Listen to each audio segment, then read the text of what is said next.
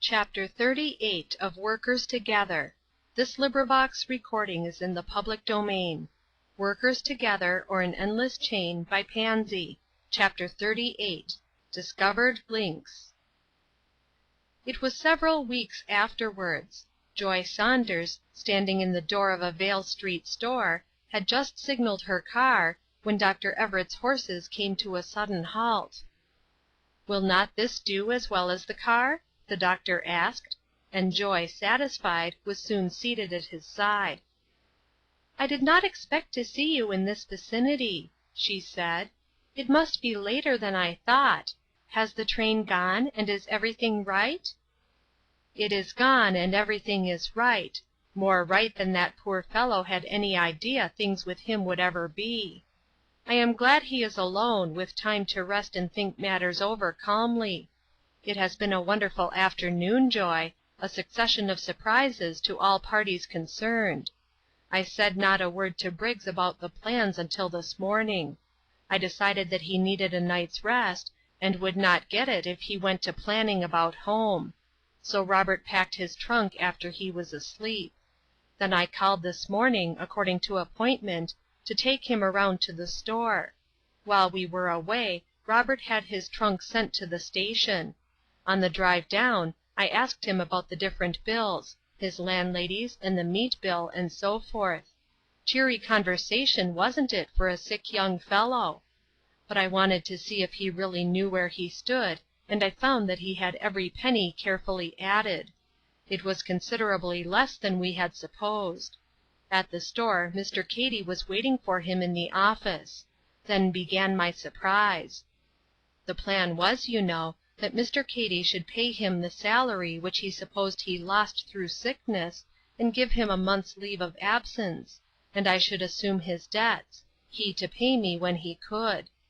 But what did Mr. Cady do but present him with a check which covered the whole amount, and more too. Then he told him of the plan of going home. Fred bore up bravely until then. But when he took in the fact that his salary was continued, his debts were paid, and that he was actually to start for home today, he gave up and cried outright. I was really afraid that it would be too much excitement for him.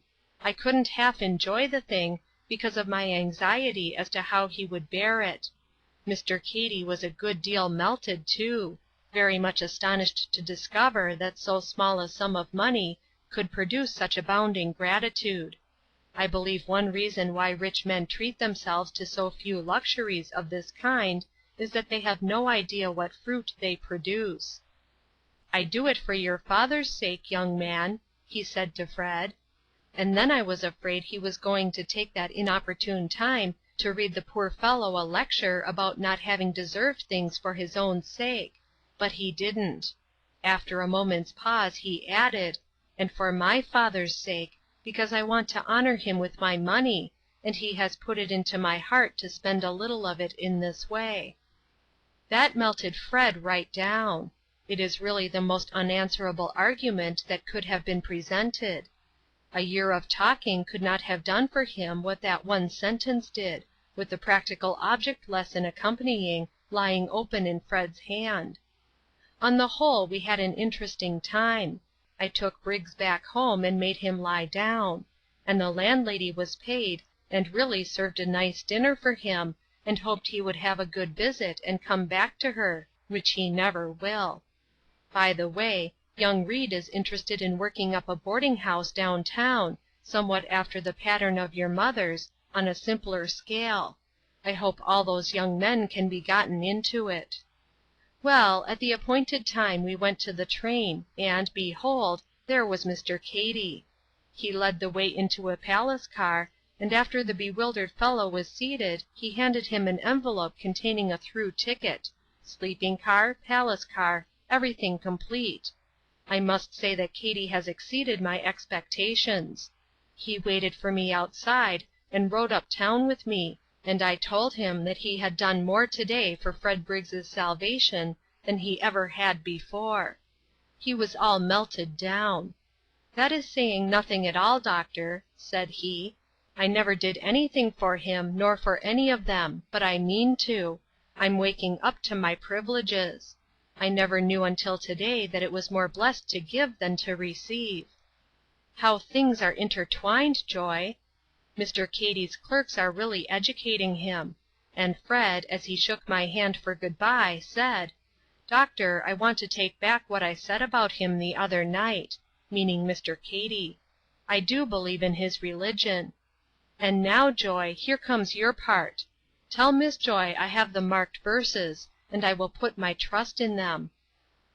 "Thank the Lord," said Joy softly. When they had calmed down a little from the excitement of this story, Joy said, "I have had a wonderful afternoon, too, and made some discoveries. I have been talking with Hester Mason. Do you know, Doctor, I think she is a Christian? I believe the question was decided several weeks ago.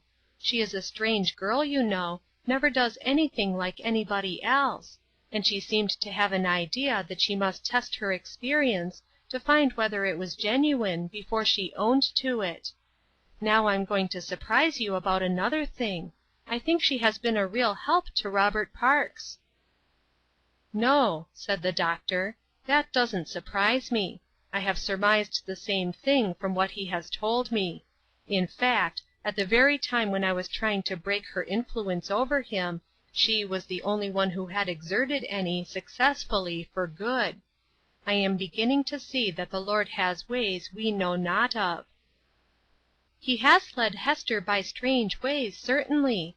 Do you know anything of a Professor Ellis who teaches music in the city?" "A little," the doctor said quietly. "Is he a bad man?" "I have every reason to think that he is." "Well, I should think so, from Hester's story.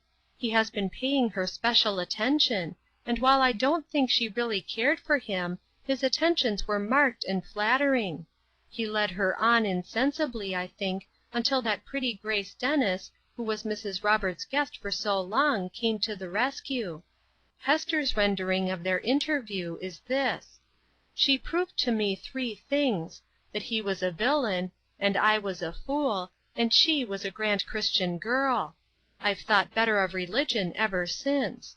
There were some things about her which made me feel that I really wanted to be a Christian woman myself, and do things for others that I knew I could do. She doesn't know how Grace Dennis came to know anything about her, hasn't the least idea. But she believes, she says, that the Lord sent her just at that time and in that way, because there are reasons why no other time and way would have done any good." "I don't doubt it in the least," Dr. Everett said heartily. "The Lord knows the end from the beginning, and nothing is surer than that he uses his children to carry out his plans." He kept his own counsel as to his being one of the means used. To a man of Dr. Everett's refined nature, this was too much a part of another's secret to be revealed, even to Joy Saunders, when there was no need. "I'll tell you now what I really wish," said Joy, speaking with a deliberate impressiveness, calculated to make one feel that the subject was weighty, and her decision surprising. "I wish Robert was deeply interested in Hester, and that he would marry her. I do believe that they are intended for each other. She has just the qualities that he needs, and he can mold her in just the lines along which she needs helping." The doctor laughed gayly. "I shall not differ from you in the tremendous way that you evidently expect," he said. "And moreover, I have to confess that I believe just that result will be accomplished, even whether we approve or not. Of course, the wisest thing for us is to approve, and although once I did not think I should, I find I do." After that he drove very rapidly until they had left the noisy city in the distance, and the twilight was falling. Then he reined in his horses, obliging them to walk when they wanted to run, and again opened conversation. "Joy, I have made another discovery to-day." "What is it?" asked Joy, with the delightfully eager air of one who is sure she is going to sympathize heartily, and is ready to help in whatever direction needed. Perhaps I ought not to say that I made the discovery to-day. In point of fact, I made it long ago. but it presses on me today with such a firm conviction that I am right, and that the question should be settled, that I want to submit it to you. I discover that you and I, at work for the same Master, in almost the same channels, can do better, happier, stronger work together than apart, and that he intends us to join hands, as I believe, and be one in life. I shall have to own that so far as heart is concerned, I have felt one with you so long that I should not know how to think apart from you." To all of which Joy Saunders, usually so prompt to respond, made not the slightest answer, whereat the doctor seemed in no sense discomfited. "Mrs. Saunders," he said, arresting that good woman with prompt speech. It was an hour later, and she was on her way up the stairs. She had always to be waylaid on her way to somewhere, for her life knew little rest. She was burdened with an armful of clean linen. She was apt to make all her steps tell toward the accomplishment of the hundreds of little things that were always doing and never done. "Mrs. Saunders, just a moment. I have something to tell you. This is a day of discoveries. I have made one which directly concerns you. I discover that I cannot get along any longer without your Joy. You have shared with me for many a day, but I want the right to claim her." I should so like to give you a picture of Mrs. Saunders's face as she stood there, with her pile of clean towels on her arm. "Dear!" she said, after a moment of not exactly bewildered silence. The expression of her face was rather that of one who had been expecting a calamity that now had come. "Dear! I suppose it has got to be somebody, and if it has, I would rather it would be you, doctor, than anybody else in the world." "So would I," said Dr. Everett, with great heartiness. End of Chapter 38. Recording by Trisha G.